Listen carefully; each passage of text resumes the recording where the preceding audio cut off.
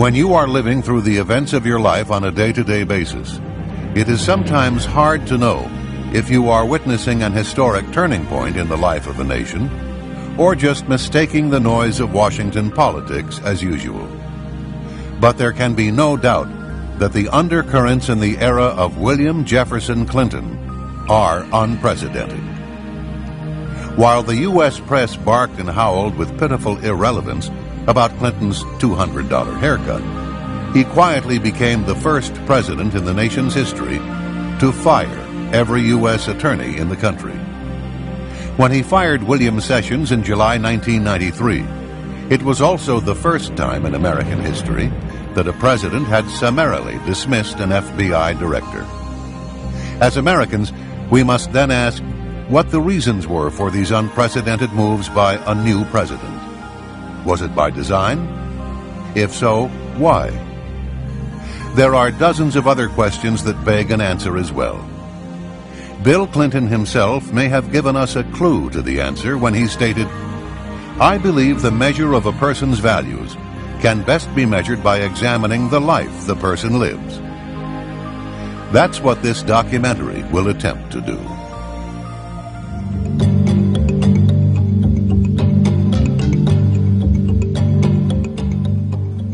During the 1960s, students were protesting the Vietnam War on college campuses throughout the nation.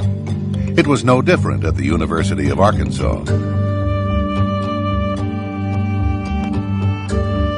Here on the university campus, Clinton would climb into a tree where he would place a mattress and spend days on end to declare his own protest against the war. People in Fayetteville still recall walking a block out of their way just to avoid the strong stench that came from the ground below Clinton.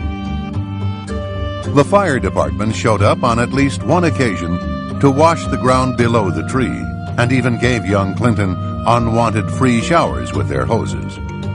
A photo of Clinton in the tree made the school newspaper, but all known copies of that particular edition have since been confiscated or destroyed.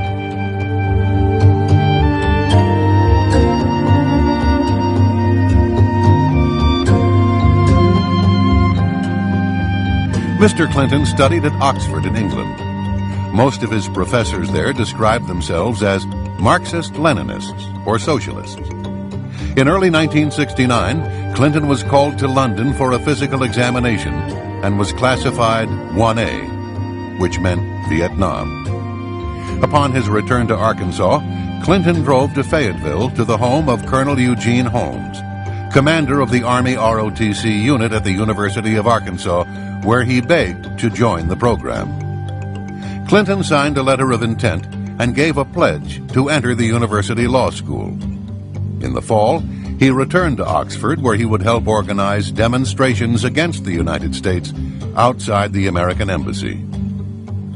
On December 2, 1969, in violation of his promise to enroll in the ROTC program, he applied to Yale Law School.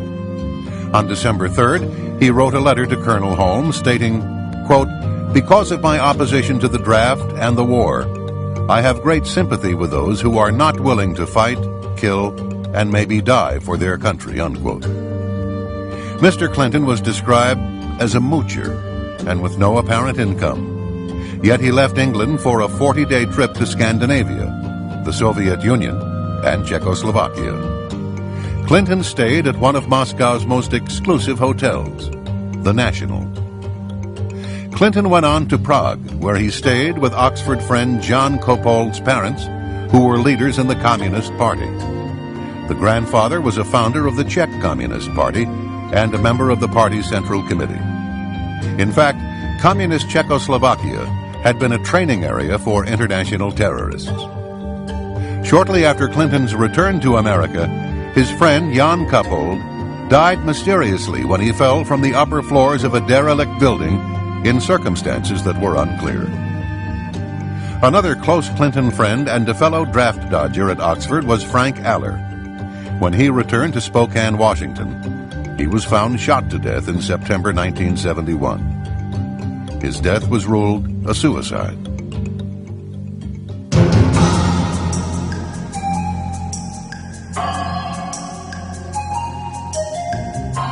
At Yale Law School in 1970, Hillary Rodham helped found the Yale Review of Law and Social Action. The second issue devoted 50 pages to the murder trial of Black Panther Lonnie McLucas. Some of the illustrations depict policemen as pigs.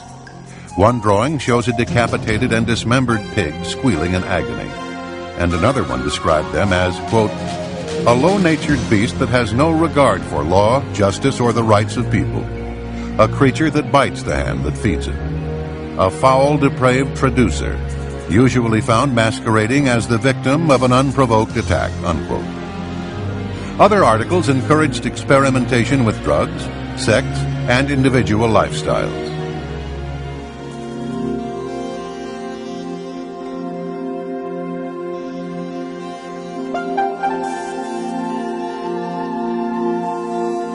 In Bill Clinton's Arkansas, some 2 million people remained among the poorest in the nation. Their average yearly income was less than the $20,000 annual fees at the Little Rock Country Club. Arkansas families earning less than $9,000 a year paid nearly 4 times more state tax proportionately than families making in excess of $600,000. Arkansas remained almost last in the United States in per capita expenditure for education, in the percentage of its students completing high school, and the proportion of its citizens with college degrees. Nowhere in America is the range so great as in Arkansas, wrote the Arkansas Times in 1992, from the multi-billionaire status of the Walmart Waltons to the abject poverty of the Delta region, where Lee County is listed as one of the 10 poorest counties in the entire nation.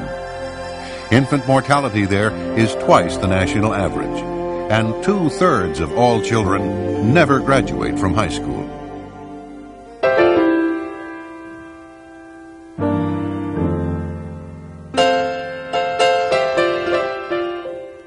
In the aftermath of his 1980 election defeat, Bill Clinton began appearing every Sunday at Emmanuel Baptist Church, which he had never attended so regularly before. He was now seen prominently in the choir, as carefully arranged television cameras carried the service to thousands of viewers throughout the state. A convicted drug dealer and informant named Charlene Wilson testified to a 1990 federal grand jury in Arkansas that she had attended parties in which she watched as Roger Clinton passed cocaine to his brother Bill. On one occasion, Clinton got so high on cocaine that he fell into a garbage can. She also testified that the people would share sex partners, and some of the women included teenage girls. In 1983-84, local narcotics officers videotaped Bill Clinton's brother Roger, saying, quote, "Got to get some for my brother. He's got a nose like a vacuum cleaner," unquote. Throughout the 1980s, the Clintons would enjoy relative impunity from the scrutiny of investigative journalism. The rare independent journalist was soon made an example. Publisher Gene Wurgis tried to expose ballot box stuffing and other corruption through the 1960s and 1970s, and was lucky to survive nearly a dozen attempts on his life. He was indicted 7 times on trumped-up charges, ranging from slander to conspiracy, and was once sentenced to 3 years at hard labor, only to be saved when the main prosecution witness was proven to have lied. In 1978, in Clinton's first run for governor, a retired Air Force lieutenant colonel named Bill Guerin accused Clinton of being a draft dodger by reneging on his 1969 ROTC commitment. Clinton, thinking his letter to Colonel Holmes had long since been destroyed, insisted that the ROTC agreement was canceled shortly after it was made. He said he told Colonel Holmes that he would enter the ROTC program if the commander wanted him to, but he preferred to take his chances with the draft. However, the colonel would tell a different story. In September 1992, Colonel Eugene Holmes, himself a lifelong Democrat, made a final statement on the episode and presented Clinton's letter to the press. He stated that Clinton, quote, "purposely deceived me, using the possibility of joining the ROTC as a ploy, purposely defrauding the military. both in concealing his anti-military activities overseas and his counterfeit intentions for later military service, unquote. It was in this setting that Bill Clinton entered state politics in 1975. When he left in 1991, he had been governor for 12 years. What he had done in and for Arkansas, he claimed, qualified him to govern the nation.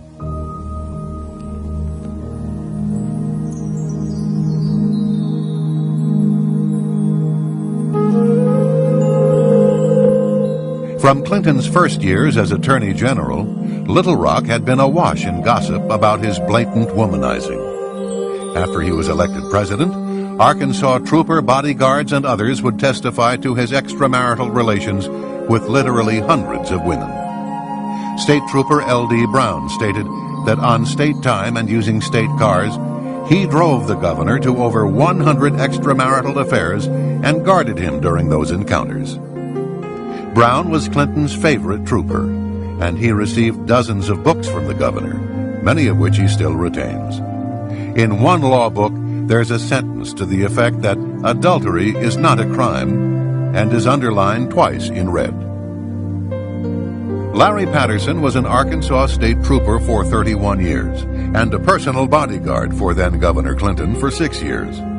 More than once, Patterson said, he stood guard and witnessed the department store clerk performing oral sex on Governor Clinton in a parked car, including the parking lot of Chelsea's elementary school and on the grounds of the governor's mansion. It was probably the most bizarre time I've spent in my tenure with the state police. I was required to go out into the audiences to get women's telephone numbers, their names for him, to block streets, to sit in women's driveways till the wee hours of 3 and 4, 5 o'clock in the morning at their apartment complexes. That's what I was required to do. That was just part of the job. I was told when I protested about that if I didn't like it, find another job. Did you feel soiled? Did you feel in any way disdain for this man that you were assigned to risk, quite frankly, your life for? But your job did not turn out to be saving his life or protecting him. You, quite frankly, turned out to be someone assigned to procure... It's a pimp.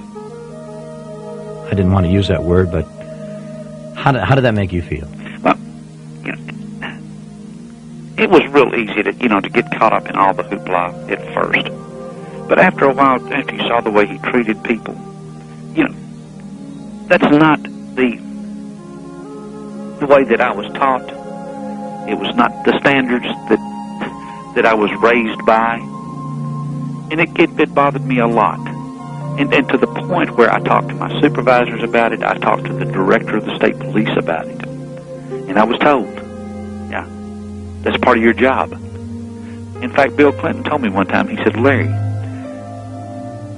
you may be required to lie, to steal, to kill, to protect me, to cover me. Was his words. On yet another occasion, the governor arrived at the Little Rock airport. Clinton told his bodyguards that he was going to be driven back to the residence by the Arkansas lawyer who had met the plane, so that she could show him her new Jaguar. On the ride back, he drove, and she was nowhere to be seen in the car. He later told Trooper Patterson that he had researched the subject in the Bible, and oral sex isn't considered adultery.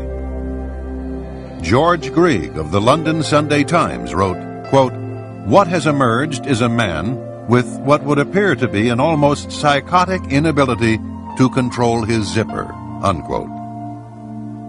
The repeated testimony of state troopers would show that Clinton rated women as objects, ripe peaches as he called them, purely to be graded, chased, dominated, and conquered.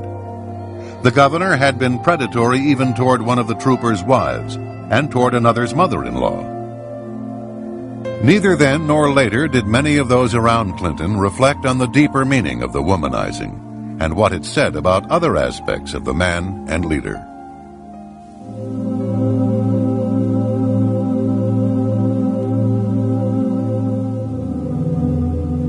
No fewer than 4 Arkansas state troopers, including 2 past presidents of the Arkansas State Troopers Association, have now provided detailed accounts of attempts to silence them because of their knowledge about Clinton's affairs with unmerited career promotions and job offers. Federal jobs was offered by Bill Clinton when Roger Perry and Danny Ferguson and Ronnie Anderson and I first came forward if we would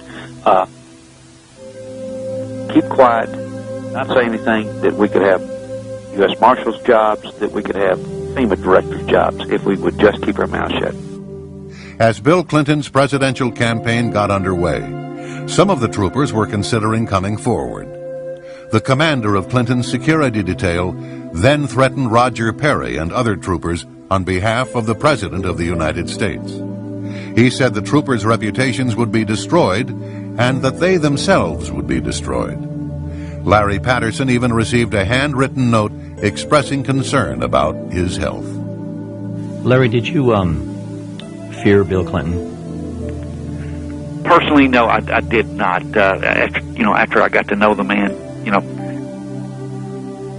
if it came to a confrontation between a policeman and Bill Clinton would always back down. No, I was not physically afraid of Bill Clinton. I was afraid of his power. Larry, were you afraid of Bill Clinton's friends? You betcha. You betcha. He had some people that was quite scary, yes.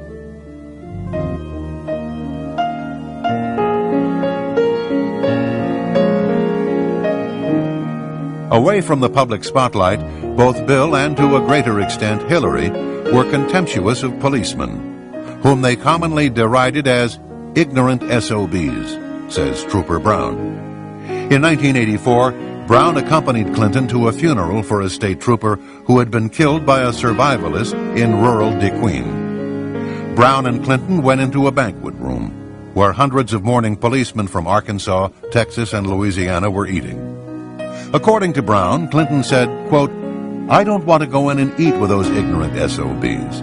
Let's go to another room," unquote. Hillary was openly hostile, calling them pigs. One trooper said that Hillary forbade him to speak when he accompanied her on a trip to Washington because, as she put it, he, quote, "sounded like a hick from Arkansas," unquote. Another officer said, quote, "Deep down that woman really hated Arkansas, the people in it, and almost everything else except being top dog," unquote. Troopers volunteered to work several days of consecutive 16-hour shifts just to avoid traveling with her. After becoming president, her attitude remained the same. A Secret Service agent was quoted as saying it was obvious that she had a clear dislike for the agents, bordering on hatred, in his opinion. On another occasion, Secret Service agents heard Hillary's daughter Chelsea refer to them as personal trained pigs to some of her friends. One of the agents explained to her that he was willing to put his life on the line to save hers, and he believed that her father, the president, would be shocked if he heard what she just said to her friends. Chelsea's response was, "I don't think so. That's what my parents call you."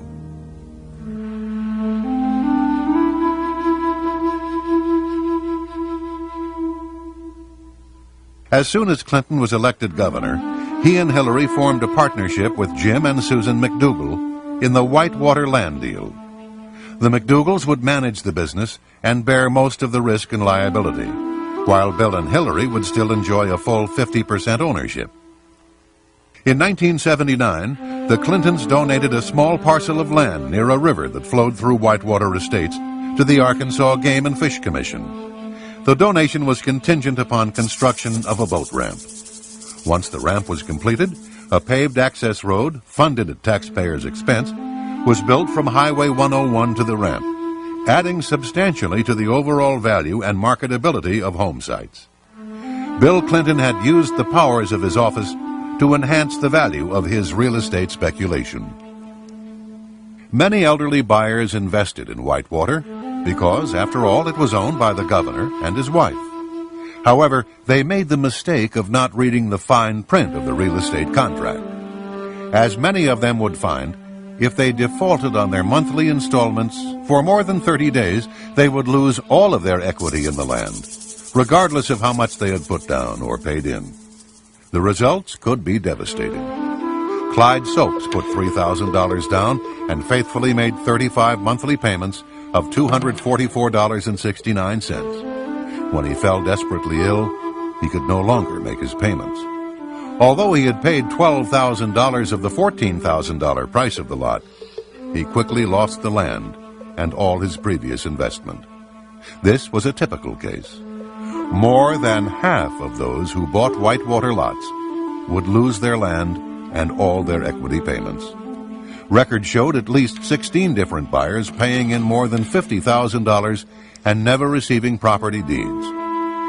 Meanwhile, Whitewater carried on a flourishing traffic in repossessions and resales, selling some lots over and over when elderly buyers faltered on their payments.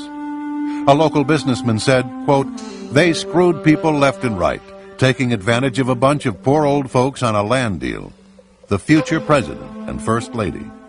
That ought to be the real Whitewater scandal," unquote.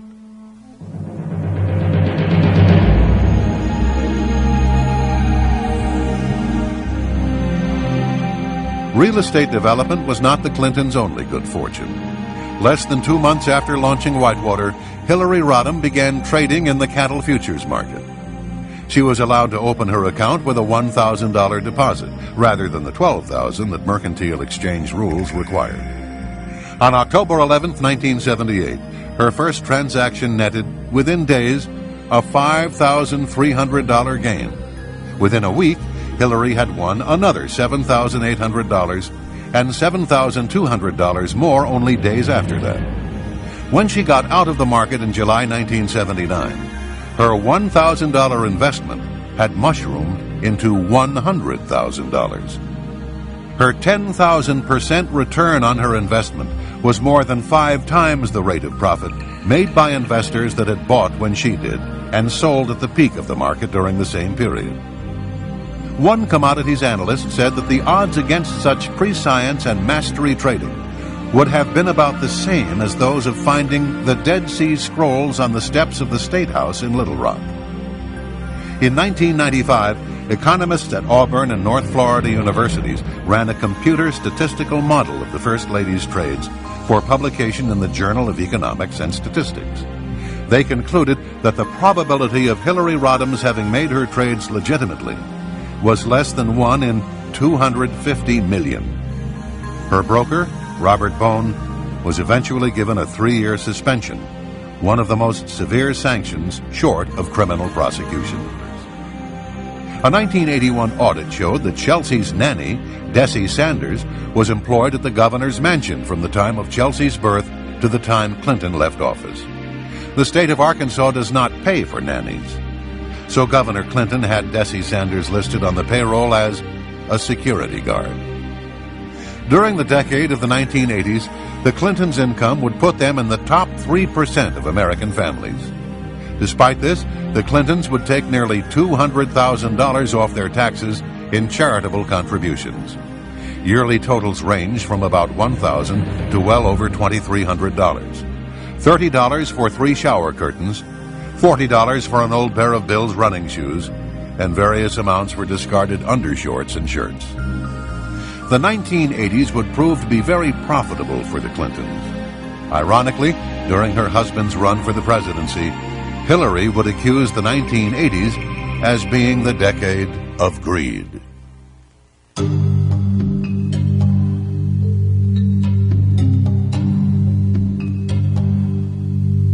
The Arkansas Development Finance Authority, or ADFA, was set up by Governor Clinton to ease financing for low-income housing and small businesses. The agency's expensive legal work went to favored law firms, its lucrative underwriting to select Wall Street houses and local bond brokers, almost all of them backing Bill Clinton. There was virtually no legislative oversight or public accountability. Governor Clinton himself appointed the ADFA board and personally approved every bond issue and major transaction from 1985 through 1992. In 1985 alone, ADFA issued bonds for more than $700 million. His 1990 campaign received over $400,000 in contributions from those benefiting directly from the publicly guaranteed bonds. In the late 1980s, a nursing home chain called Beverly Enterprises was in financial trouble. A Texas banker and Hillary's employer, the Rose Law Firm, formed a nonprofit corporation to buy the nursing homes. They would make millions in profits while being financed by tax-exempt state bonds. In September 1989, they were about to carry off a deal in Arkansas for the purchase of 32 nursing homes with $83 million in state bonds. At the last moment, the deal collapsed when Attorney General Steve Clark claimed he had been offered $100,000 in campaign money as a bribe to drop his opposition to the Beverly bonds. The partner who devised the nursing home scheme, William Kennedy III, would later be named a counsel to the president, one of the most powerful positions in the Clinton White House.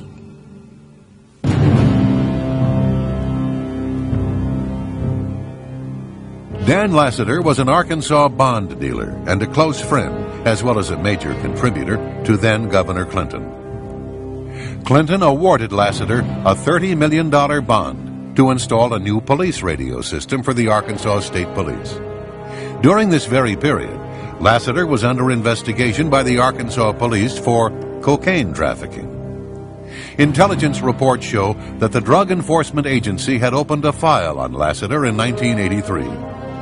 The Attorney General's office in Santa Fe, New Mexico, investigated Lassiter for narcotics trafficking, with possible ties to organized crime. A federal grand jury indicted Dan Lassiter and accused him of conspiring with Bill Clinton's brother Roger Clinton and others to knowingly and willfully possess with the intent to distribute cocaine. In the end, Lassiter was offered a plea agreement and was charged with conspiracy to distribute cocaine. He was paroled after 1 year, most of it spent in a halfway house. He was granted a full pardon by then Governor Clinton. Patty Ann Smith was 16 years old when she fell under the influence of Dan Lassiter. She was still a child, but not for long. In the offices of the U.S. Attorney in Little Rock, she stated, quote, "I was a virgin until 2 months after I met Dan Lassiter.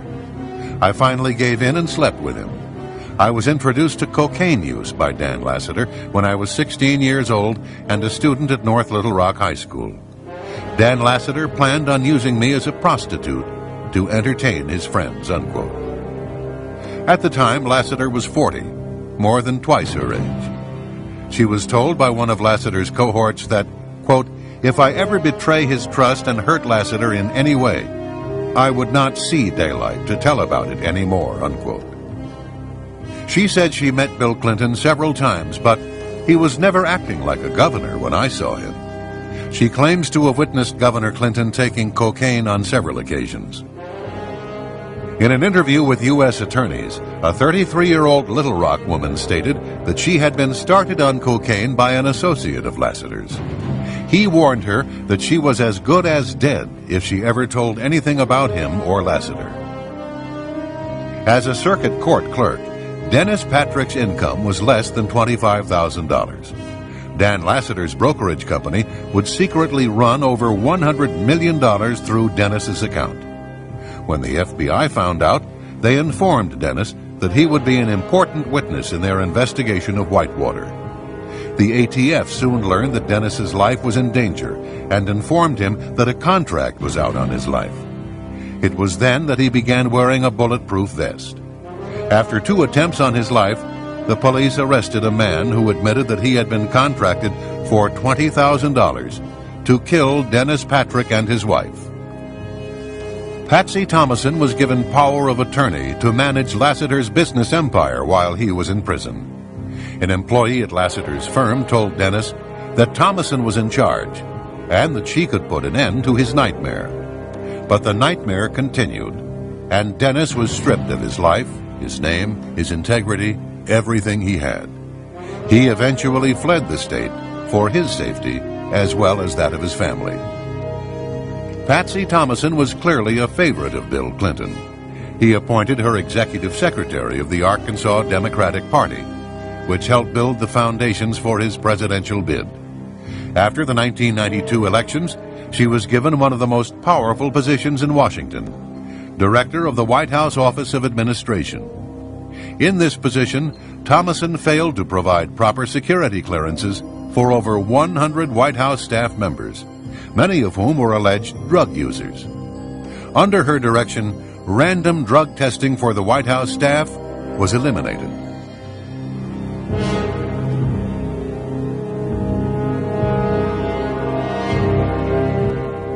Poultry tycoon Don Tyson heavily financed Bill Clinton's election campaigns throughout his career. In return, he received millions of dollars in state tax breaks, as well as favorable treatment in the form of relaxed environmental regulations. Under Clinton, the chicken industry effectively made its own rules in Arkansas. Hillary's amazing $100,000 profit from an initial $1,000 investment was made possible through the influence of Tyson Foods counselor James Blair. After this incident, the relationship between the Clintons and Tyson Foods president Don Tyson came under examination. The resulting revelations were shocking indeed, as evidenced by the following documents from the U.S. Drug Enforcement Agency, which linked Don Tyson to drug trafficking. One file cited an informant who said Tyson was involved in drug traffic and stolen property. Another stated that Tyson's company aircraft was being utilized to smuggle drugs from Florida to Springdale, Arkansas. A memorandum on July 19, 1988, is centered on Don Tyson's illegal use and distribution of cocaine. It calls for a combined investigation team of FBI, DEA, IRS, and the state police. There were documents that referred to alleged hitmen employed by Tyson to kill drug dealers who owed him money. In one of them, an informer stated that Daddy Don, Donald Tyson, can put out the word to take care of you. She gave as an example a female who was found in a culvert near Highway 71 outside of Fayetteville, Arkansas. One woman stated that she was afraid that she might get killed, as she understood that Don Tyson was a drug dealer who brought drugs in from California by truck and airplanes. And a confidential informant claimed to have information on an alleged hitman for Don Tyson.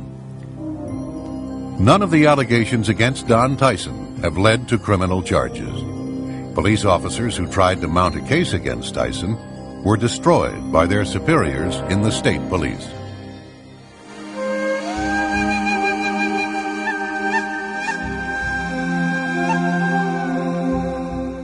Mena, Arkansas is tucked away in the remote Ouachita Mountains of western Arkansas. It became the site of one of the most enduring conspiracy theories of the late 20th century. The core allegation is that the airport was used to transport weapons to the Nicaraguan Contras, with collusion and cover-up implicating Governor Bill Clinton.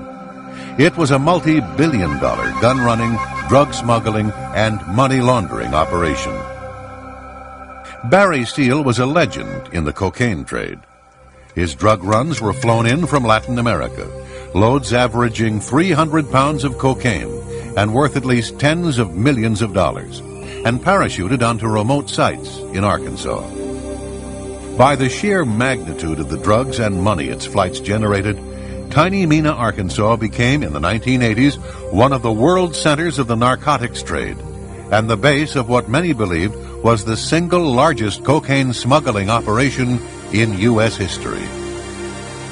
Larry Douglas Brown was Bill Clinton's favorite among the troopers assigned as his personal bodyguards. Brown gave hundreds of pages of testimony under oath and supporting documentation that the governor had clearly been aware of the arms and drug running out of Mena as early as 1984. The state trooper watched in despair while the governor did nothing about it. In October of 1984, Barry Steele and Brown had lunch at Cajun's Wharf in Little Rock, a popular restaurant in the Arkansas River bottoms. In conversations over the next few weeks, Steele casually referred to Clinton as the Gov, and acted like he knew the governor, Brown recalled. By the summer of 1985, Steele became a scapegoat and was sentenced to a halfway house in Baton Rouge. It was there that assassins found him and gunned him down in his white Cadillac on a rainy February night in 1986. IRS agent Bill Duncan and State Police Detective Russell Welch had compiled a mammoth investigative file on the Mena operation. The material became part of an eventual 35-volume, 3,000-page Arkansas State Police archive, a meticulous presentation of the Mena case for a grand jury. However, the cases were effectively suppressed. Duncan and Welch were not even called to testify before grand juries, state or federal. Duncan and Welch watched the Mena inquiry systematically quashed and their own careers destroyed as the IRS and state police effectively disavowed their investigations.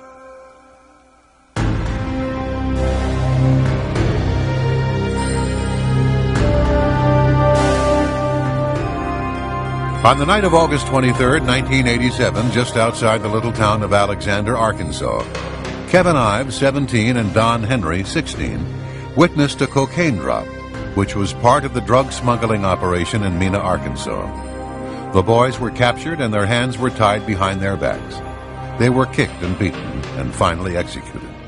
One of the boys was stabbed to death. The bodies were wrapped in a tarpaulin and placed across the railway tracks to be mangled by the next train. The Arkansas medical examiner, Fahmy Malik, ruled the deaths an accident. He said the boys had smoked marijuana joints and had fallen into a trance on the railway tracks side by side. As the facts would later show, the crime lab never tested the concentration of marijuana in their blood. They were told to back Malik's ruling. Bill Clinton was the only person to whom the crime lab answered. Kevin Ives' mother, Linda, created such a stir that a grand jury was called to investigate the case. The bodies were exhumed, and a second autopsy was conducted by the Atlanta medical examiner, Dr. Joseph Burton. He showed an enhanced photograph of the wound to 6 other forensic investigators. They all concurred that it was a stab wound. He also found that Kevin Ives had been smashed in the head with a rifle butt. The report of the grand jury concluded that the deaths of Don Henry and Kevin Ives were definitely the result of foul play. It urged that law enforcement agencies, the prosecuting attorney's office, to continue the investigation into the deaths of Don Henry and Kevin Ives and into the drug problem in Saline County. Because of Linda Ives' investigation into the death of her son, she was placed on Bill Clinton's enemy list by White House counsel Mark Fabian. Already, people associated with the case were beginning to die in what amounted to a reign of terror among young people in Alexander, Arkansas. April 1988, Keith Coney told his mother he knew too much about the Ives-Henry murders and feared for his life. After being slashed in the neck, he was fleeing for his life on his motorcycle when he slammed into the back of a truck and was killed. Booney Bearden, a friend of the boys, disappeared. His body was never found. November 1988, Keith McCaskill claimed to have knowledge of the Ives-Henry murders, but was killed before he could testify. McCaskill, knowing that his life was in danger, had said goodbye to his friends and family. He died from 113 stab wounds. January 1989, Gregory Collins claimed to have knowledge of the Ives-Henry murders, but was killed before he could testify. Collins was found dead from a shotgun blast to the face. April 1989, Jeff Rhodes claimed to have knowledge of the Ives-Henry murders, but was killed before he could testify. His body was found in the city dump, dead of a gunshot wound to the head. July 1989, Richard Winters claimed to have knowledge of the Ives-Henry murders, but was killed before he could testify. Winters was silenced by a blast from a sawed-off shotgun. June 1990, Jordan Kettleson claimed to have information on the Ives-Henry murders, but was killed before he could testify. He died from a shotgun blast to the head. To date, no arrests have been made in regard to these murders. Arkansas's medical examiner ruled the death of 2 teenage boys an accident, while several forensic investigators and a grand jury concluded they were murdered. But this was not the first nor the last time that Fahmy Malik's rulings would cause controversy. In 1985, a North Arkansas man was fatally shot, and Fahmy Malik ruled it a suicide. There were 4 gunshot wounds to the chest. In a 1986 case, Malek's ruling was accidental drowning. It was later discovered that the victim had been shot in the head. In 1992, a man's body was found with 5 bullet wounds, but Malek nevertheless ruled it a suicide. In his most incredible ruling, Malek concluded that a James Milam had died of an ulcer. However, the man's skull was later recovered. He had been decapitated with a sharp knife. That Malek survived in Arkansas is a testament to Clinton's power. Just before Clinton announced his intentions to run for president, Malek was moved to another state job.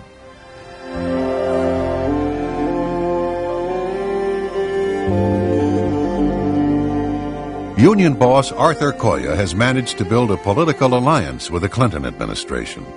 He attended the White House regularly to share breakfast with the First Lady and flew with Clinton on Air Force One. Even as Koya and the president gave each other gifts, such as expensive golf clubs, the Justice Department was filing a civil suit against Koya. It charged that he and his co-conspirators employed actual and threatened force, violence, and fear of physical and economic injury to create a climate of intimidation and fear. Members were intimidated into silence by violence, economic coercion, and by the known ties of local and international union officials with organized crime. Within days after a draft of the suit was delivered to Koya, President Clinton sent him 2 personal letters. One thanked Koya for his support of Democratic candidates, and another promised to share Koya's views on labor with Labor Secretary Robert Reich.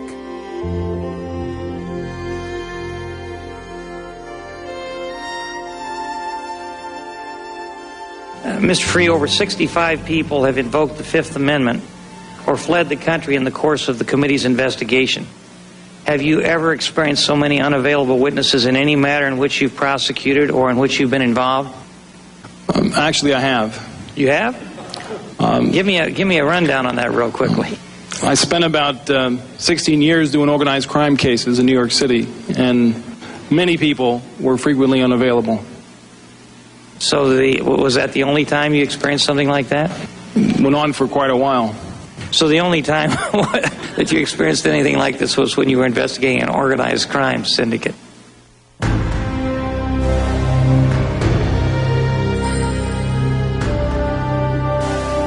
On Monday, July 19, 1993, President Clinton called FBI Director William Sessions to tell him that he was dismissed. It would be the first time in our nation's history that a president had fired an FBI director. He called a second time a few minutes later. The president seemed to be in a hurry. Time was of the essence. Sessions was to leave the Hoover building effective immediately. The next day, Vince Foster's body was found in Fort Marcy Park, dead from a gunshot wound to the head. Under the assassination statute, the FBI would have been compelled by law to take over the case if there was any question that it might have been a homicide. But with the firing of its director, the FBI was in turmoil, and the Park Police became the lead agency in charge. The Park Service had neither the depth nor the experience to investigate a case of this magnitude, which led many to ponder the question, was it the intention of the White House to limit the scope of the investigation?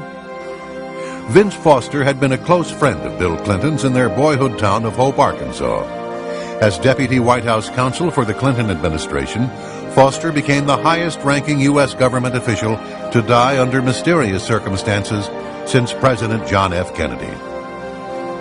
He, more than anyone else, knew the financial secrets of both the campaign of 1992 and the Clinton presidency, just as he knew the secrets of the Rose Law Firm and of Hillary Rodham Clinton's business and financial dealings over the previous decade, dealings that would become the subject of numerous investigations.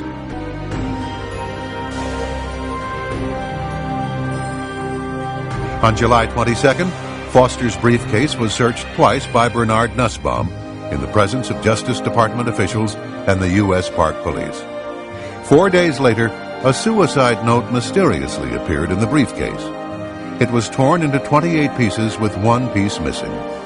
No fingerprints were found on the note, only a partial palm print of Nussbaum's. Distinguished handwriting experts were contacted. the most famous being Dr. Reginald Alton of Oxford University in England. The note, he said, was a fake. It was the work of a forger. Associate Independent Counsel Mikel Rodriguez was not a conservative. Indeed, when he arrived from California with his ponytail, his earring, and his leather jacket, there were some that said Kenneth Starr had gone too far in his efforts to recruit liberal Democrats and ethnic minorities to his team. Rodriguez spent his time combing through the archive of documents in the Foster case, and he didn't like what he saw. He managed to gain access to the locked files in the office of the Independent Counsel. Hidden inside was a folder of crime scene photographs that had been deliberately withheld from the prosecutor. Among them was the original Polaroid of Foster's neck. Rodriguez went to the Smithsonian Institution for enhancement of the original. The blow-up photo revealed a dime-sized wound on the right side of Foster's neck, suggesting a gunshot fired at point-blank range into the flesh. The medical examiner at the scene was Dr. Hout. After examining Foster's body, he made reference to a wound on Foster's neck on page 2 of his report. This finding was in agreement with 2 of the rescue workers who testified before the Whitewater grand jury that they too saw a gunshot wound on Foster's neck. Incredibly, in the official autopsy report on Vincent Foster, a gunshot wound to the head is listed, but the wound on the neck is completely left out.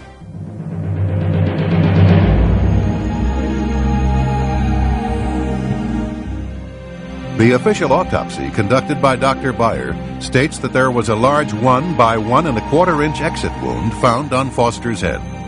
Both Fisk and Starr in their final reports similarly maintain that there was an exit wound on Foster's head. However, this is in direct conflict with those who examined the body at the scene.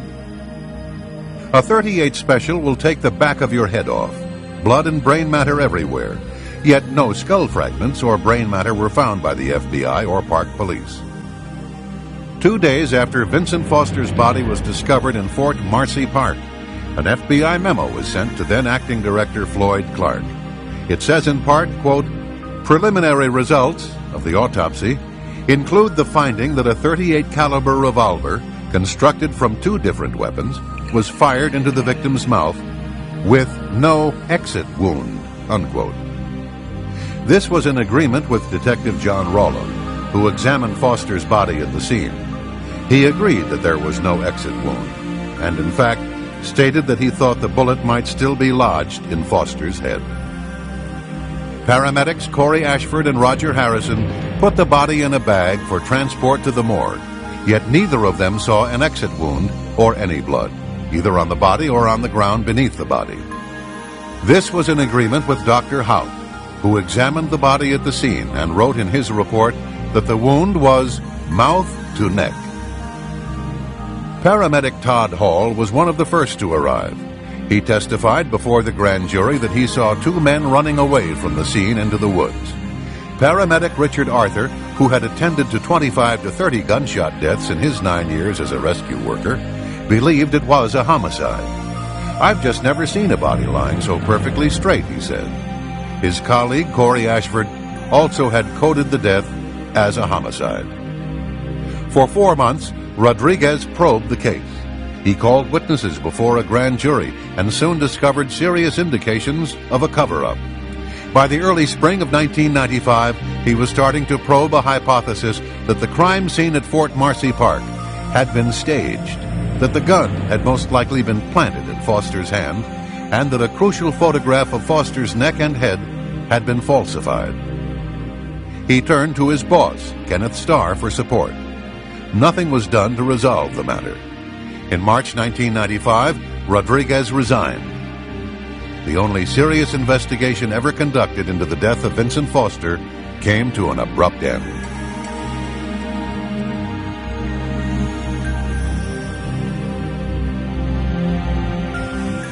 The confidential witness had stopped at Fort Marcy Park and had ventured about 700 feet into the wooded groves where he spotted a body lying in the dense foliage.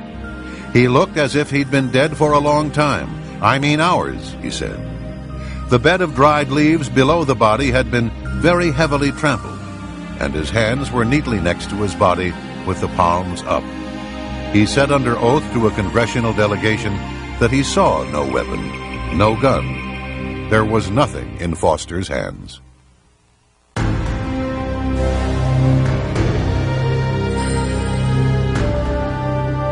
A Park Police Polaroid shows a .38 Colt revolver hooked on Foster's thumb. It was made from parts of at least two separate weapons, and it had two different serial numbers. The only recorded sale to gun retailers of both serial numbers was in 1913, and that was too old to trace. Foster's fingerprints were not found on the gun, although a print belonging to someone else was found under one of the detachable grips. A .38 Special has a fierce recoil and can throw one's hand back over their head. However, the large sight on the gun did not damage Foster's teeth or gum tissue, and the gun was neatly at his side. Residents of homes as close as 300 yards away were never interviewed by the Park Police as to whether they had heard a gunshot. The bullet was never found. No matching ammunition was found in Foster's house. Also, note the heavy foliage around the body, which is inconsistent with the dirt pathway in front of the second cannon where the police claim the body was found. Foster would have had to walk 700 feet into the park, yet the FBI lab tests found no coherent soil on Foster's shoes. Investigators doing simulation walks found an abundance of soil on their shoes. Two homicide detectives who performed their own 2-month investigation into the Foster case concluded that the crime scene had likely been staged, with the gun placed in Foster's hand to make it look like a suicide. This report, funded by the Western Journalism Center in California, was prepared by Vincent Scalise and Fred Santucci, both veteran homicide experts from the New York City Police Department.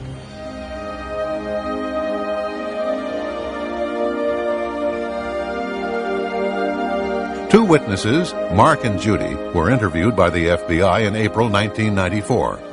They drove a white Nissan into the parking lot at Fort Marcy Park. Judy said she saw a man sitting in Vince Foster's Honda. Mark said that a man with long blonde hair had been standing by the open hood of Foster's car. Blonde hairs were later found on Foster's undershirt, his trousers, belt, socks, and shoes. But the FBI never tried to identify these hairs. Kenneth Starr concluded his report in July 1997 without calling these two witnesses before the grand jury. Another witness, Patrick Knowlton, stopped by Fort Marcy Park to relieve himself. He saw a car and Foster's suit jacket folded over the driver's seat.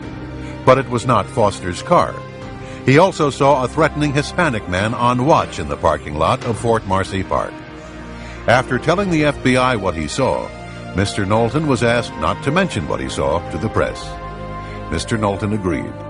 17 months later, he discovered through an investigative reporter his statements to the FBI had been changed. Knowlton's description of the unoccupied car in the lot was twisted, so it could have been Vince Foster's, even though his real statement rules out any possibility of the car being Foster's. The time he was at the park is expanded.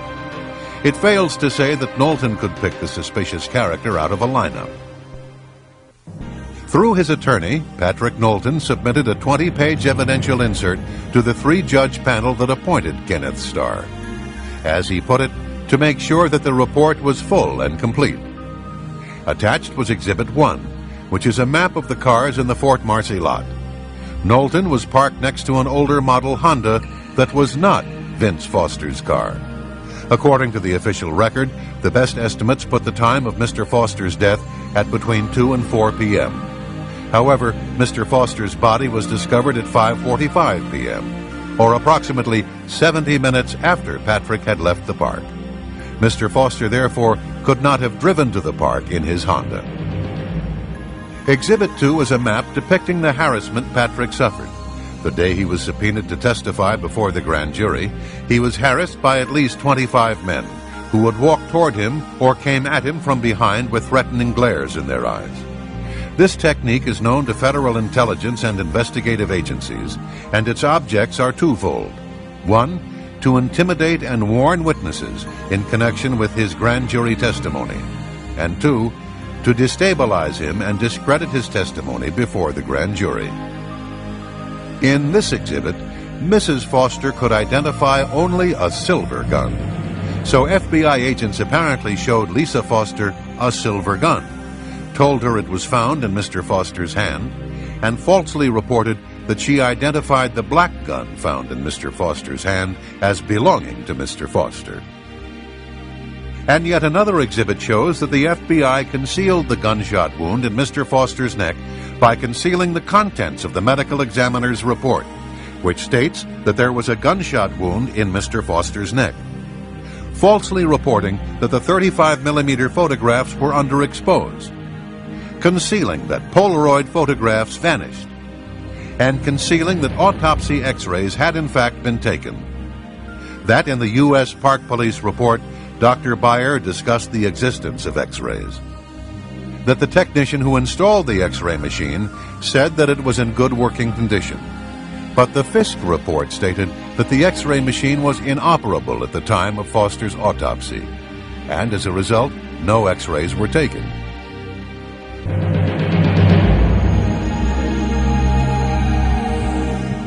The sequence is crystal clear. In his notebook, Detective Rollo writes, "Dead body, Fort Marcy, warm sunny day." His handwritten notes also indicate that he called the Secret Service at the White House at 6:45 p.m. 20 minutes later at 7:05 p.m., Secret Service logs show that Patsy Thomason checked into the offices of administration where Vince Foster's office was. Foster had kept important documents on Whitewater and other matters in his safe, and a short time later, a group from the Technical Security Division was logged in with her. They were experts in locks and safes. Trooper Roger Perry was on duty at the guard shack of the Arkansas Governor's Mansion when a call came through from the White House. Trooper Larry Patterson tells the story. I had just gotten off work, had driven from State Police Headquarters to my apartment complex. Arrived home no later than 5 p.m. When I was just inside my apartment. I had not taken off my uniform. I had not gotten a Coke or a glass of water or something out of the refrigerator. I was in my apartment looking at my mail, getting ready to undress. The phone rang. I pick it up. It's Roger Perry. He said, "Larry, you will not believe what just happened." He said, "Helen Dickey just called from the White House and said that Vince Foster had just gotten off work, walked out in the parking lot, and shot himself in the head." So this was the latest, 5 o'clock, 6 o'clock, Washington, D.C. time. Perry relayed the message to Governor Jim Guy Tucker. He also called Lynn Davis, the former commander of the Arkansas State Police. 4 men in Little Rock knew about the death of Vincent Foster before 6 p.m. Washington time, at least 15 minutes before the Park Police discovered the body in Fort Marcy Park. President Clinton appeared on Larry King Live at 9 p.m. It was being broadcast in the library of the White House. About 20 minutes before he went on the air, a CNN makeup artist was preparing the president for his television appearance when a man walked in and announced that a note had been found in Vince Foster's office. So the White House Secret Service, Chelsea's nanny, and 3 troopers in Arkansas had known for several hours, but Bill Clinton went on Larry King as if he knew nothing of Foster's death. At the time of Vince Foster's death, Hillary Clinton was in Los Angeles. As the LA Times reported, she cut her trip short and flew to Little Rock the day of his death. No reason was given as to the sudden change of schedule. Former FBI Director William Sessions stated that the Foster case had been compromised from the beginning. It was compromised when the White House took control of the FBI by firing Sessions the day before Foster's death.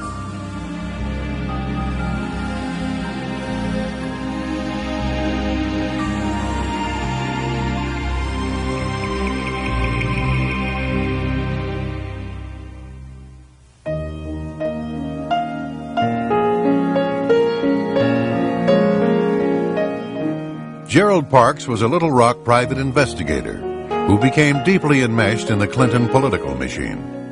He later became head of security for the Clinton-Gore National Campaign headquarters in Little Rock. Later, during the early stages of the presidential campaign, Parks claimed to have made at least 2 trips to the airport near Mena, Arkansas. He said that Vince Foster had paid him $1,000 cash for each trip. He would pick up a trunk load of money from the Mena airport and deliver the money to Vince in the Kmart parking lot. Jerry's wife, Jane, was the manager of an apartment complex where Bill Clinton's brother Roger was living. Many times the governor would appear and indulge in marijuana and cocaine with his brother. Girls as young as 17 or 18 years of age were sometimes there to party with the Clinton brothers. When Jane told her husband about the goings-on in Roger Clinton's apartment, he began to write down names, dates, and license plates. He snapped photos from another balcony. Over a period of time, Parks had collected a thick dossier on the comings and goings of Bill Clinton. Jane Parks revealed that her husband had carried out sensitive assignments for the Clinton circle for almost a decade, and the person who gave him his instructions was Vince Foster. Foster had called the Parks home more than 100 times, identifying himself with the code name the Congressman. By the late 1980s, Vince trusted Parks enough to ask him to perform discreet surveillance on the governor. He needed it for Hillary, because she wanted to gauge exactly how vulnerable her husband would be to charges of philandering if he decided to launch a bid for the presidency. Jane claims that about a week before his death, Vince Foster telephoned her husband. Hillary was worried that there might be something in the files that could cause damage to Bill or herself. Jerry told Vince Foster that there was indeed plenty to hurt both of them. But you can't give her those files. That was the agreement. A few days later, Foster again called the Parks residence. He was calling from a payphone. He said he was going to meet Hillary at the flat, and he was going to give her the files. Parks then said, "You can't give Hillary those files. She's capable of doing anything." 2 days later, Vince Foster was dead. When he learned of Foster's death, Jerry Parks told his wife, "I'm a dead man." For the next 2 months, he was in a state of fear. He would carry a pistol to fetch the mail. On his way to the office, he would double back or take strange routes.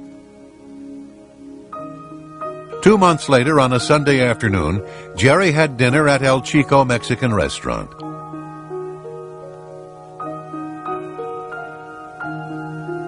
On the way back, a car pulled up beside him and shot and killed him with a 9mm handgun at point-blank range.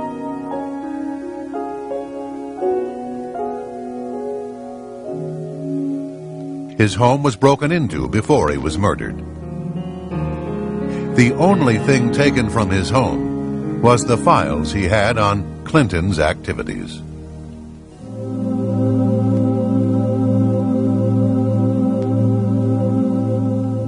Trooper Ferguson's ex-wife, Kathy, was to be one of the key witnesses for the prosecution in the Paula Jones case, and had been openly vocal about her belief in Paula's testimony. 4 days after Paula Jones filed her lawsuit against Bill Clinton, Kathy Ferguson was found dead of a gunshot wound to the head. Her death was ruled a suicide. The following is an affidavit of Sherry Butler, who was one of Kathy's best friends. Quote, "Kathy Ferguson had been a friend of mine from 1991 to 1994, and on occasion had mentioned that while attending functions at the governor's mansion, then Governor Bill Clinton had cornered her in the kitchen of the mansion and pinned her to the counter. Shortly before her death, Kathy stated that what Paula Corbin Jones was saying about Clinton was the truth, and, quote, "I wouldn't put anything past Bill Clinton," unquote. Kathy Ferguson had been a nurse, and a number of medical personnel attended her open casket funeral.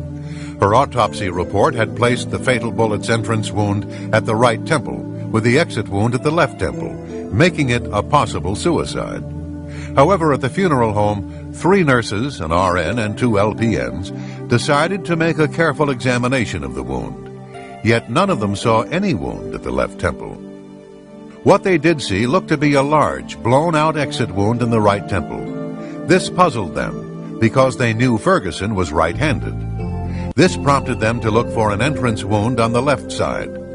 One of the nurses rolled the corpse's head to the side. All three nurses were then able to see a cotton-stuffed wound behind the left ear. Several other hospital colleagues subsequently visited the funeral home and made the same observation.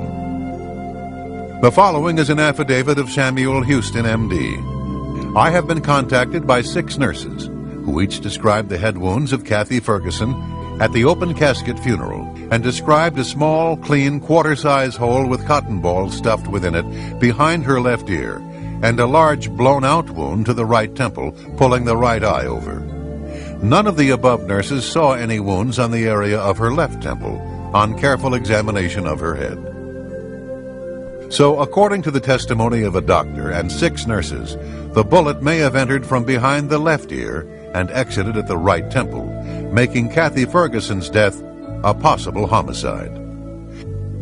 Dr. Houston recalled his last conversation with Ferguson on the day before her death. She told him that she wished she did not know as much as she knew concerning the Arkansas State Troopers and their activities and those of Danny Ferguson.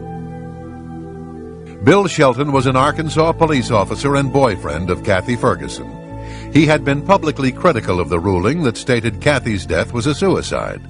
A month later, Shelton was also shot behind the ear, and his death was also ruled a suicide.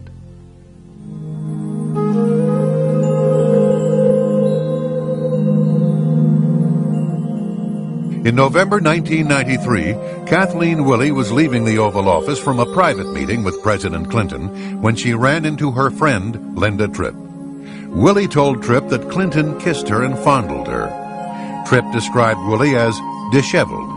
Her face was red, her lipstick was off, and she was flustered. Kathleen's husband, Ed Willey, was manager of the Clinton Presidential Finance Committee. He was found shot to death a few hours after his wife's incident with Clinton. The death was ruled a suicide.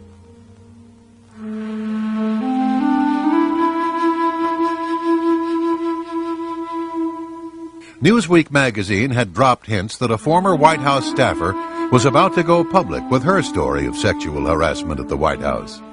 A few days later, on July 6, 1997, Mary Catrin Mahoney and 2 other employees at Starbucks coffee shop died of gunshot wounds. The restaurant's doors were locked when the victims were found, and nothing appeared to have been stolen, although nearly $4,000 was in the store at the time.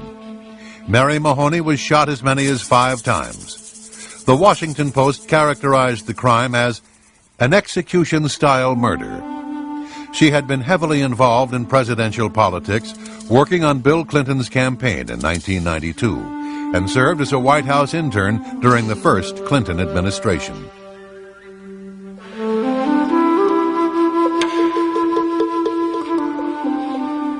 November 1997.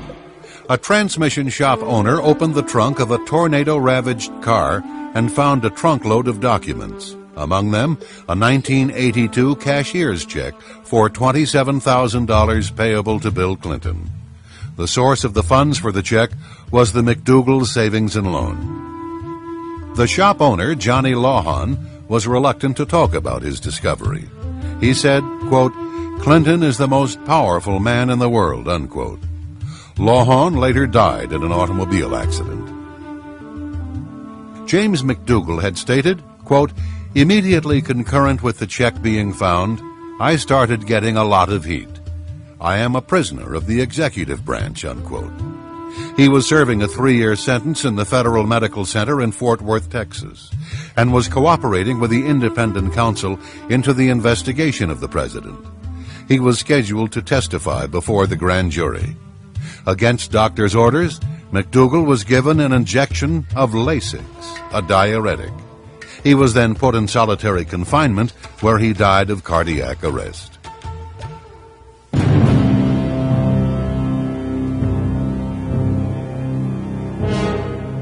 Ron Brown was the target of a major probe headed by independent counsel Daniel Pearson. There were allegations that Brown had received a bribe from a Vietnamese businessman. He was also being investigated for numerous scandals by the FBI, the FDIC, a Congressional Oversight Committee, the Energy Department, the Senate Judiciary Committee, and even his own Commerce Department Inspector General. Brown's business partner, Nolanda Hill, would later testify in March 1998 that White House officials wanted him to cover up a scheme involving the sale of U.S. trade mission slots to executives in exchange for contributions for the upcoming Clinton-Gore presidential campaign and the Democratic Party. She said, "Ron expressed to me his displeasure that the purpose of the commerce trade missions had been and were being perverted at the direction of the White House." On April 3, 1996, an Air Force Boeing 737 carrying Commerce Secretary Ron Brown and 34 others on a trade mission to the Balkans crashed into a hillside near Croatia's Dubrovnik Airport. Air Force procedure called for a two-step investigation. However, for the first time in memory, the Air Force canceled the first step, which called for a safety investigation of a crash on friendly soil. An autopsy on Brown's body would typically have been part of this investigation. They instead went directly to the second and final step, consisting mostly of legal proceedings that would mirror the sentiments of the Pentagon and White House officials, who implied the crash was nothing more than an accident. The Croatian wire service reported that the flight data recorder and cockpit voice recorder had been recovered. Later, the Pentagon disputed this, saying that no voice recorder was on board. But Hillary Clinton flew on the very same aircraft 2 weeks prior, making it unlikely that a voice recorder would not have been on board. The Air Force concluded that Brown's plane was 10 degrees or almost 2 miles off course. Maintenance Chief Nico Jersic was in charge of the ground beacons and was scheduled to be grilled by the U.S. Air Force Accident Investigation Team. However, he was found shot to death 3 days following the crash. His death was ruled a suicide. Over 3 hours after the crash, the first search party arrived on the scene and miraculously found a survivor.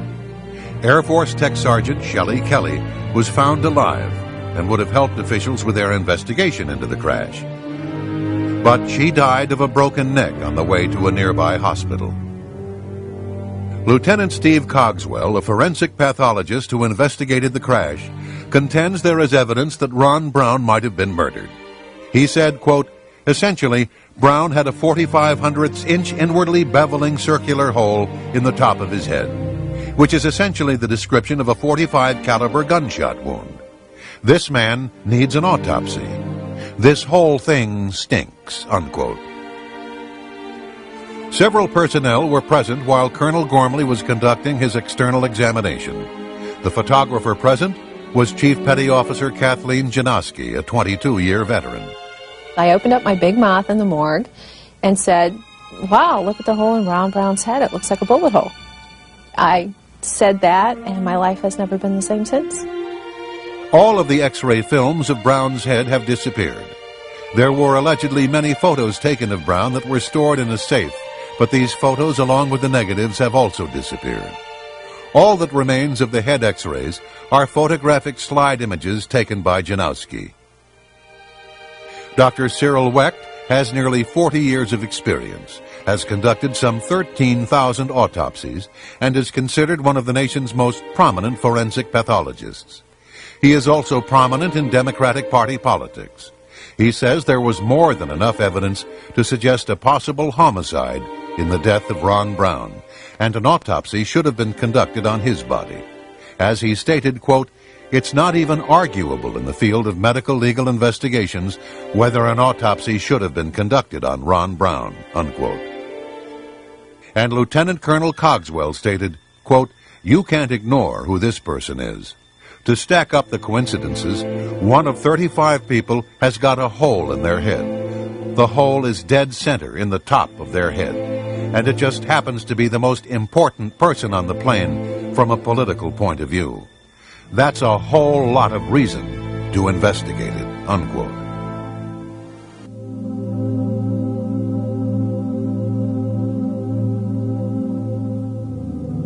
In late 1993, the White House Office of Personal Security, headed by Craig Livingstone, illegally obtained from the FBI the confidential background files on more than 900 Bush administration officials and other perceived enemies of President Clinton. At the request of Hillary Clinton, the files were to be uploaded onto White House computers so that sensitive information could be shared with the Democratic National Committee. These files contain all allegations, rumors, or statements made about the individual during FBI background checks, whether or not confirmed, true, or even credible.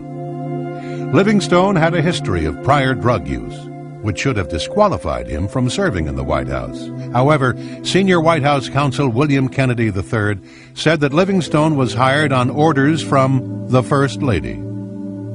Other evidence indicates that this illegal activity was likely approved by President Clinton. Congressman Bob Barr comments on this frightening scenario. Chuck Colson, who is now a born-again Christian and a prominent speaker on prison reform and religion in America, went to federal prison, went to jail because he misused a single government law enforcement file. Yet we now know that the Clinton administration misused perhaps upwards of 1,000 or more FBI files, which include and contain very sensitive information on average American citizens. I think clearly what the Clinton administration is trying to do is an orchestrated, systematic effort to thwart justice, to thwart the rule of law, to thwart legitimate investigations by the Congress, whether it's impeachment proceedings or regular oversight. They're clearly designed, as they are, with going after Kenneth Starr, the independent counsel, and other independent counsels, trying to derail investigations. They're trying to derail prosecutions.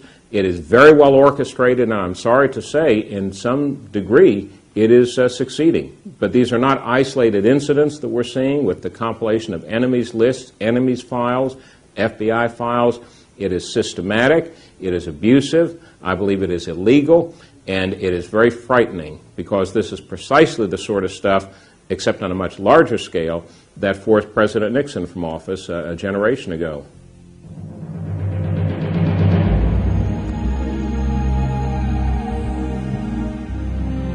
Who was the biggest contributor to the Clinton-Gore ticket in 1992? Not a corporation, not a labor union, not a Hollywood mogul, but Indonesian businessman James Riyadi, who gave $450,000 to elect Bill Clinton. The Riyadis and their executives gave an additional $600,000 to the Democratic National Committee and Democratic state parties. The Riyadis' corporate flagship is the Lippo Group, a multi-billion-dollar financial conglomerate with business ties to China's communist government. The patriarch of the business empire, Mokhtar Riyadi, and all three of his sons have fled the country. In 1977, Mokhtar Riyadi became partners in one of America's largest investment banks, Stevens Incorporated in Little Rock, Arkansas. His son, James Riyadi, interned there and soon began a friendship with Arkansas Attorney General Bill Clinton. Thus began a friendship that has lasted 20 years and has spread a web of intrigue, financial corruption, and foreign influence into American government. In return for their generosity, the Riyadis and their friends were given unparalleled access to the White House. On the afternoon of April 19, 1993, 80 members of the Branch Davidian religious cult were holed up in their compound outside Waco, Texas. On that same day, James Riyadi, John Huang, and other Chinese officials were visiting President Clinton in the Oval Office. The television in the corner showed CNN's live coverage of the burning compound as 17 American children were dying in a burning inferno. But the president took time out to give his visitors a tour of the White House. In their book, Year of the Rat, Edward Timberlake and William Triplett have connected the dots between the Clinton White House and the Communist Chinese. Some examples are as follows. The Riyadi family, with connections to Communist China's KGB, became the largest contributor to the Clinton-Gore campaign in 1992. Communist agents and representatives of Chinese organized crime were granted extraordinary access to the White House. They had targeted Bill Clinton 15 years earlier when he was an obscure politician in Arkansas. America's defense and foreign policy have been twisted to benefit Clinton and Gore foreign backers, including the Chinese military. Nearly 100 witnesses have either fled the country or taken the Fifth Amendment. William C. Triplett II is the former chief counsel to the Senate Foreign Relations Committee. He has 30 years of experience working on China and national security. We asked him about the Riadi family. They tried to come into the United States in the late 70s in Georgia. That didn't work out. Ultimately, they ended up in Little Rock. And in Little Rock in the late 70s, the heir apparent to the family fortune met Mr. Clinton when he was then Attorney General of Arkansas, and there have been perhaps 20 years worth of friendship from thence. Their man in the United States was a man named John Huang, who was also ethnic Chinese from Taiwan, and he joined them overseas. And he looked after their business interests here and also their campaign contributions. He was in charge of writing the checks and making sure that it happened. In 1992, Mr. Clinton, in the spring, was in trouble. It had been discovered that he was a draft dodger. The Jennifer Flowers business had come out, and he was out of money for the New York primary. What happened then was that the Riadi family has a bank in Arkansas that they could influence, and the bank gave loaned $3.5 million to the Clinton campaign, and that was enough to get him the nomination. So I think one could say that they were instrumental in getting him the nomination and the election in 1992. It's really quite outrageous for a dollar that an American citizen provides to a candidate or a party of their choice being neutralized by a dollar coming in a million times over from a foreign source, not just a foreign source, but a foreign adversarial source, namely Communist China. The Riadi family is not a public charity. They wanted something for their money. So after Bill Clinton got elected, they sent a letter to Bruce Lindsay, who was in charge of personnel in the Clinton administration, saying that they had invested in Mr. Clinton. What they wanted was for their man, John Huang, to be moved into the American government, and they succeeded. In January 1994, Huang, who had been the area manager for Riadi's bank in Little Rock, received a top-secret security clearance for his new job at the Commerce Department. According to phone records, Huang made over 400 calls to various parts of the Riadi and Lippo Empire. 170 calls were to Hong Kong, Indonesia, and Red China. CIA agents have testified that they gave Huang 37 classified one-on-one briefings in his office at Commerce. They estimate that he could have seen as many as 550 pieces of American intelligence.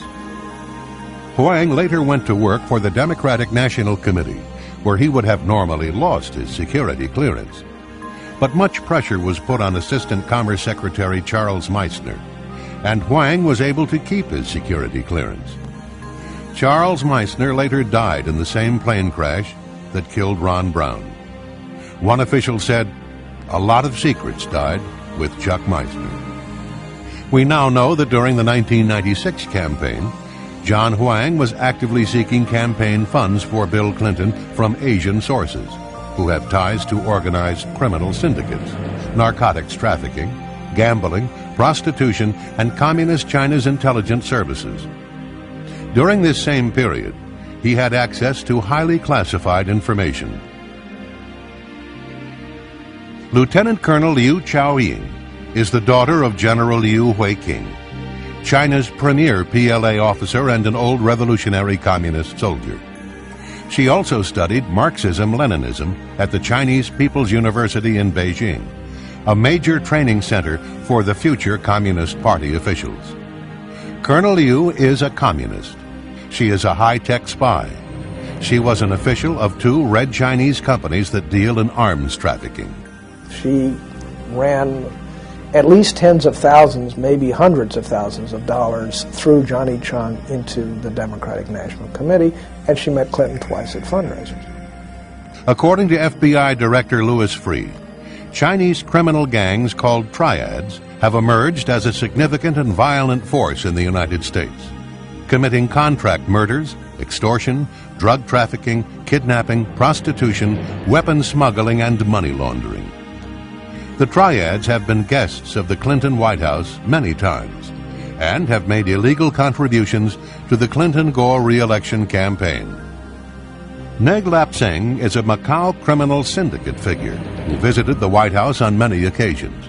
He attended a number of fundraisers and even sat next to the president at some of them. Neg Lap Seng and others are partners in Angdu International of Thailand, a firm that procures Thai women, many of them underage, for prostitution. In May 1996, these men were honored guests at a Clinton fundraiser. Charlie Tree is another person from Taiwan. He grew up in a rough neighborhood that is the breeding ground for a criminal element called triads. He came to the United States to work in the kitchen of his sister's Chinese restaurant in Little Rock. Became friends with Mr. Clinton when he was an Arkansas official, and so forth and so on.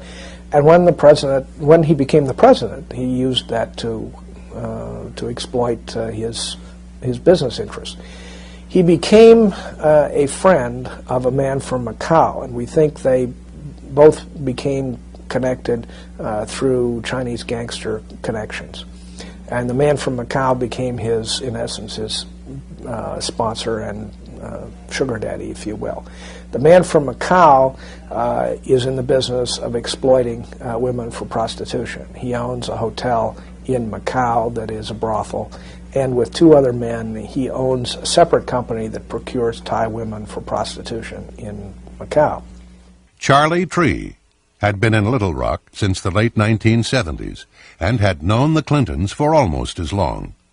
Thus, he was the perfect triad messenger and agent in place for the People's Republic of China, ready to be reactivated without suspicion. As the Canadian study of triad behavior points out, once a triad, always a triad.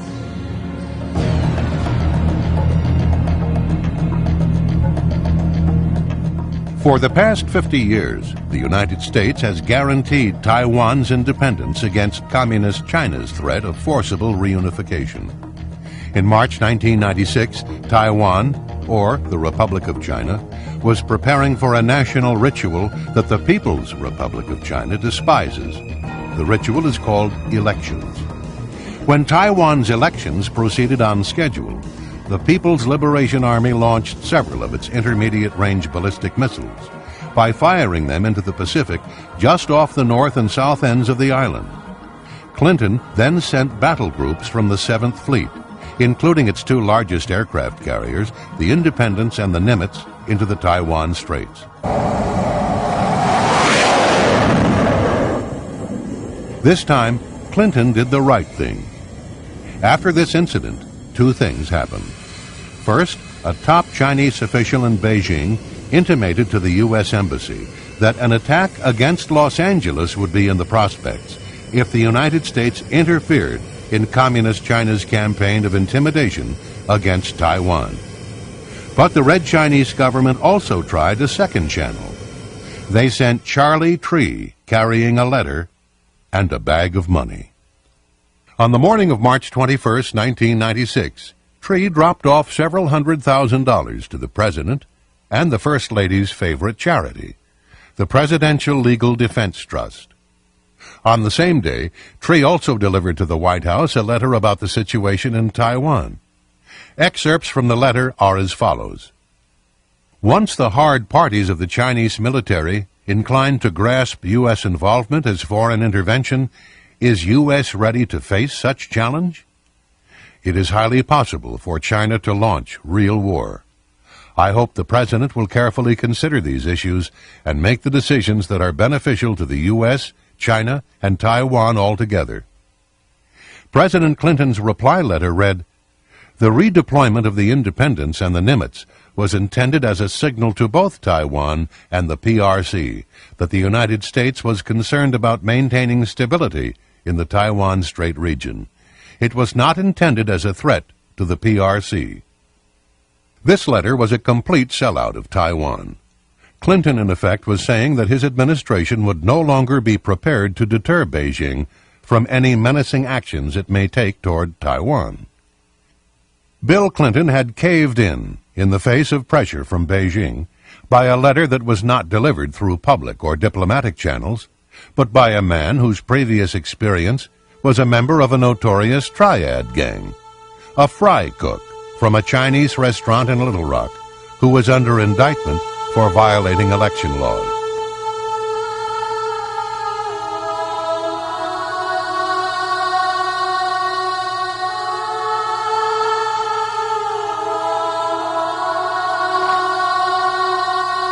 The president made a mistake to just overlook what the Chinese government did at Tiananmen Square and give them most favored nation status.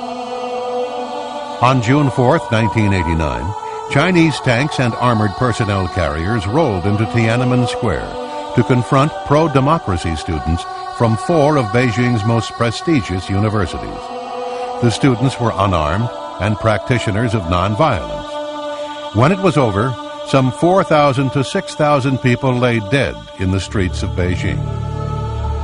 We know who did it. We know the names of the Chinese units. We know their commanding officers. We know everyone.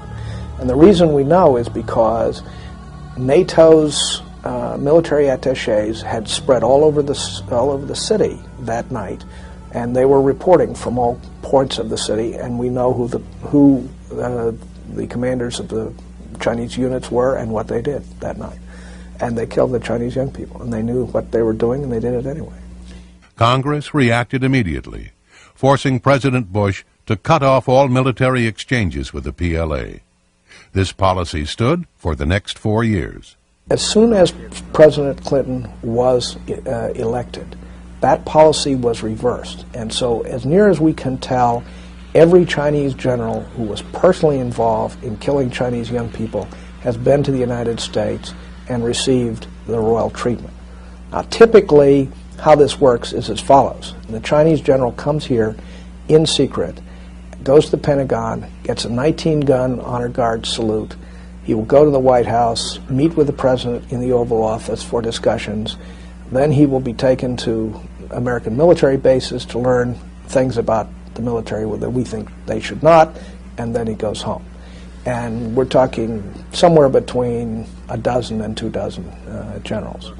The Clinton administration has shown senior PLA officers our most modern military facilities, shown PLA a Marine amphibious landing exercise, shown them around our latest guided missile cruiser, given the PLA Chief of Staff a tour of our military command center in the Pacific, escorted the PLA Chief of Staff around an American nuclear attack submarine.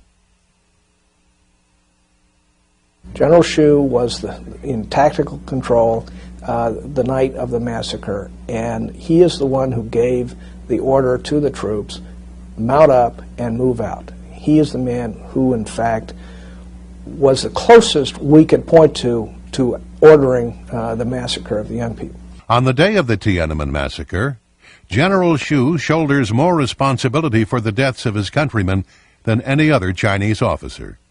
Under his orders, children as young as 3 years of age died from PLA gunfire. Upon his arrival at the Pentagon, General Hsu received a 19-gun salute. Defense Secretary Perry told General Hsu that his visit had great symbolic significance. Perry pledged to brief the PLA on U.S. strategy and plans for the years ahead. The American taxpayers paid $13,200 for General Hsu and his party to have a 4-day visit to Hawaii.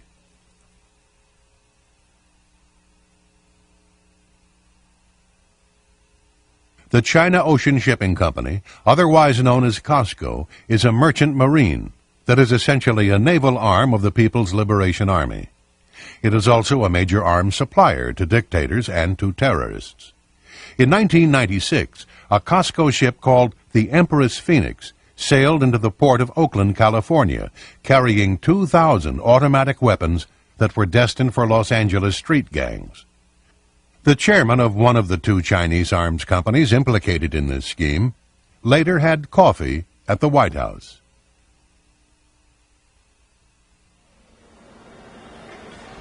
The naval station in Long Beach, California closed in 1991, but it did not remain unoccupied. A Marine Reserve training center that had been destroyed by an earthquake was allowed space there. But Costco also wanted the naval station. So in November 1996, the White House placed a series of phone calls to Long Beach officials. The Clinton administration made it clear that leasing the port to Costco was their preference. In the end, the United States Marines lost their space, and Communist China's Costco, with the help of Bill Clinton, got what they had lobbied for. They got control of the naval station at Long Beach. Johnny Chung is a Taiwanese businessman, lives in Southern California.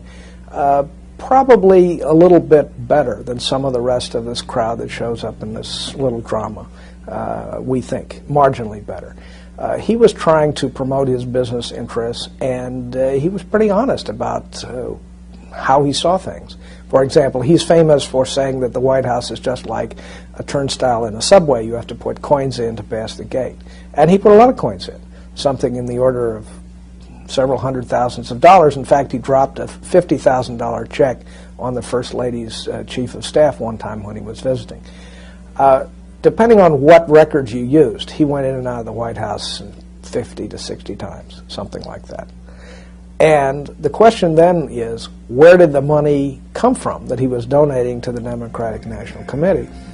And we believe that a lot of the money he was donating came from Chinese military intelligence sources. Johnny Chung went to Hillary Clinton with a number of requests for Chinese officials. A meeting with President Clinton, a tour of the White House, lunch at the White House, a photo opportunity with the First Lady, an invitation to attend the President's radio address. Every request was granted, and on March 11, 1995, Johnny Chung, with his communist Chinese friends, attended President Clinton's weekly radio address. It all fell into place after Chung handed a check for $50,000 made out to the DNC, the Democratic National Committee, to Hillary's chief of staff, Maggie Williams, following a March 9th photo opportunity with the First Lady.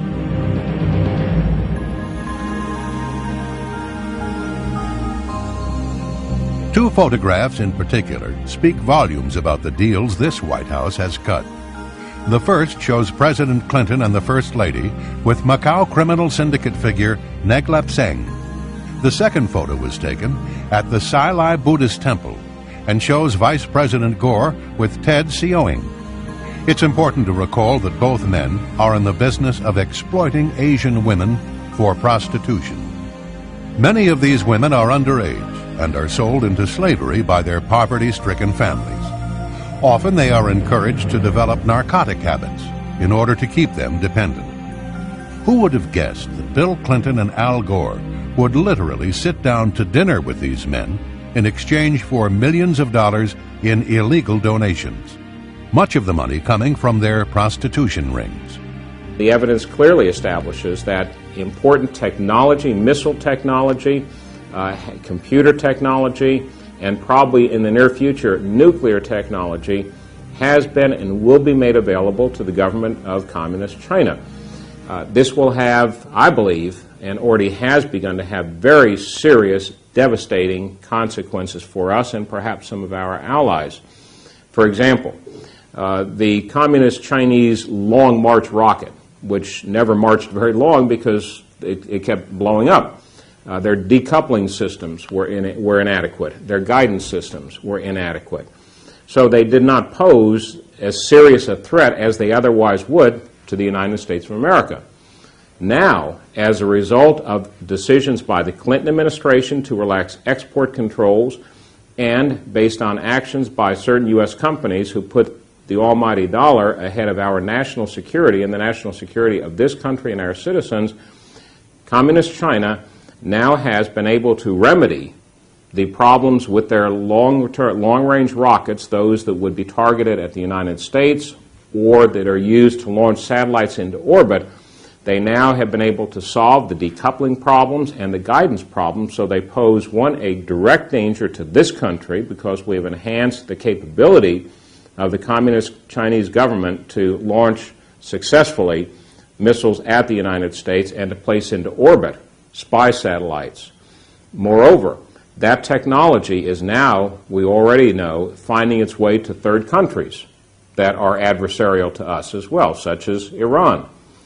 Thirdly, from a commercial standpoint, by virtue of our enhancing the ability of the Communist Chinese to develop more successful and reliable launch vehicles, we're undercutting our own aerospace industry.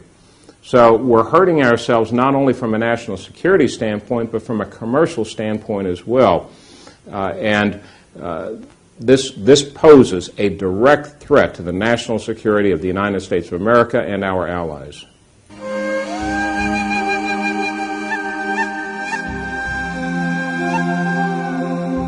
The following are a few of the many casualties of those having knowledge or involvement in one or more of the Clinton scandals. In order to save time, only a partial list is shown. July 1978, Susan Coleman allegedly became pregnant after having an affair with Clinton, a problem which threatened to disrupt Clinton's election bid. She committed suicide by shooting herself in the back of the head. August 1991. Danny Casoloro was a reporter who investigated various scandals in Arkansas, including Clinton's Arkansas Development and Finance Authority and MENA. He had warned his family that his life was in danger, and if he were found dead of an apparent accident or suicide, not to believe it. Casoloro was found dead in a bathtub in a West Virginia hotel room with his wrist slit. His death was ruled a suicide. July 1992. C. Victor Racer II was a national finance co-chairman of Clinton's presidential campaign, who died in a plane crash near Anchorage, Alaska. With his inside knowledge of the Clinton administration, he allegedly had become disillusioned by what he had seen and thus became a potential liability. His son Montgomery also died in the same crash. Herschel Friday was a member of Victor Racer's campaign finance committee. Although he was a top-notch pilot, he died a year and a half later when his plane crashed and exploded as it approached the runway. His death was ruled an accident. September 1992, Paul Tully, Democratic National Committee political director, was a friend and trusted advisor of Clinton's. He was found dead due to unknown causes in his hotel room. December 1992, Paula Gober was a speech interpreter and had traveled with Clinton extensively from 1978 until her death. She died in a car accident. December 1992, Jim Wilhite was an associate of Mac McClarty's former firm. He had called McClarty just hours before dying in a skiing accident. January 1993, Ed Cawley, a former Clinton campaign finance chairman in Arkansas, was found dead in a hotel room. May 1993, John Wilson, a Washington, D.C. city councilman, had decided to come forward with inside knowledge he possessed regarding Whitewater. Wilson was found hanged. His death was ruled a suicide. June 1993, Paul Wiltshire, a Washington, D.C. attorney, wrote a 105-page letter to Attorney General Janet Reno describing evidence he had concerning drug and gun running out of Mena, Arkansas. On the first page of his letter, he stated, quote, "The lives of key participants, other witnesses, and even myself are now in grave danger as a result of my passing this information on to you. If you let this information fall into the hands of the wrong persons, some or all of those who know the truth could well be silenced in the very near future," unquote. Wiltshire was found dead in his apartment. The coroner did not rule on the cause of death. August 1993, John Walker was a senior investigator for the Resolution Trust Corporation. He was looking for information concerning a $50 million transfer from an RTC fund in Chicago to Madison Guarantee Savings and Loan to cover up a $47 million embezzlement scheme that included Whitewater and the Clintons. Walker mysteriously fell to his death from an apartment balcony. His death was ruled a suicide. September 1993, Dr. Stanley Hurd was a longtime friend and family physician of the Clintons and was chairman of Hillary's Health Reform Committee. He was killed in a plane crash only a few days after Stephen Dixon, the attorney for the Health Reform Committee, had been killed in the crash of his own light plane. March 1994, Dr. Donald Rogers, the Clintons' dentist, was traveling to meet London Sunday Telegraph reporter Ambrose Evans Pritchard with information on the Clinton scandals. Rogers and his pilot were killed when their twin-engine Cessna crashed in clear weather near Lawton, Oklahoma. Their deaths were ruled an accident. May 1994, Gandhi Baugh, Dan Lassiter's attorney, committed suicide by jumping out of the window of a tall building. His partner committed suicide 1 month later. June 1994, Stanley Huggins was a partner in a Memphis law firm who investigated the dealings of Madison Guaranty Savings and Loan. He produced a 300-page report that has never been made public. Huggins was found dead, reportedly of viral pneumonia. July 1994, Calvin Walraven was a 24-year-old police informant. He testified for the prosecution against Kevin Elders, son of Surgeon General Jocelyn Elders, which resulted in the conviction of Mr. Elders for drug trafficking. A few days later, after the trial, Mr. Walraven was found with a gunshot wound to the head. His death was ruled a suicide. October 1994, Florence Martin was an accountant who allegedly had documents as well as the PIN number to an account that had been set up in the name of Barry Seal for $1.46 million at the Fuji Bank in the Cayman Islands. Martin was found dead of 3 gunshot wounds to the head. November 1996, Barbara Wise was a Commerce Department staffer. She was found dead in her locked office at the Department of Commerce, partially nude and covered with bruises.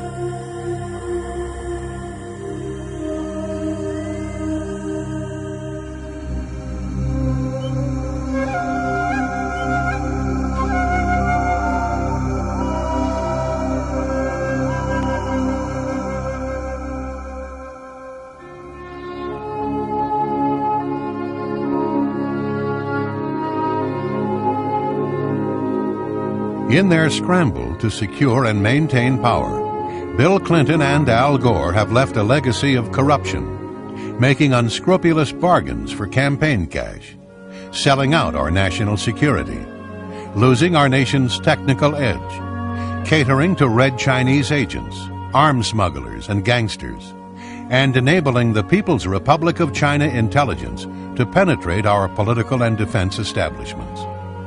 The damage they have done is deep, but there is perhaps a treatment for this cancer that has befallen this nation. Wall Street Journal contributing editor Mark Halperin described President Clinton as, quote, the most corrupt, fraudulent, and dishonest president we have ever known, unquote. His remedy? One word will do justice. One word: impeach. Impeach now! Impeach now! Impeach now! I did not have sexual relations with that woman. Impeach now! Impeach now!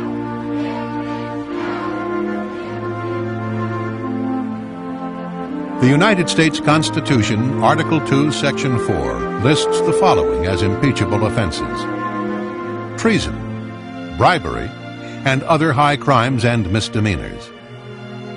Therefore, on December 19, 1998, the United States House of Representatives voted on articles of impeachment against William Jefferson Clinton. He was found guilty of providing perjurious, false, and misleading testimony to the grand jury, and he prevented, obstructed, and impeded the administration of justice.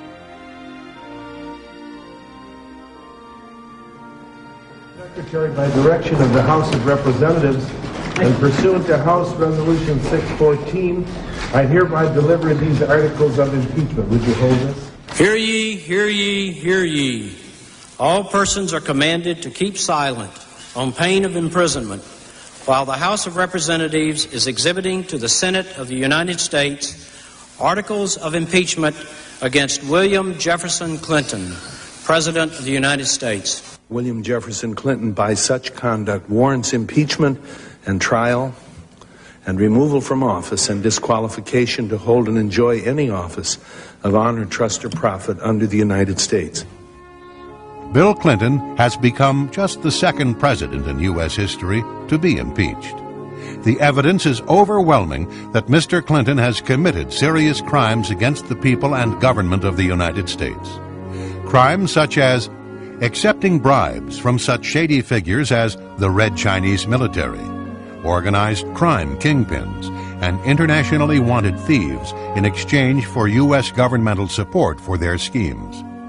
Obstructing justice by withholding key evidence, encouraging others to lie under oath, and arranging for others to receive payoffs in exchange for their silence. Aiding foreign powers considered to be enemies of the United States by giving them access to top-secret information, restricted military armaments, and a safe haven on U.S. soil, all in exchange for large campaign contributions.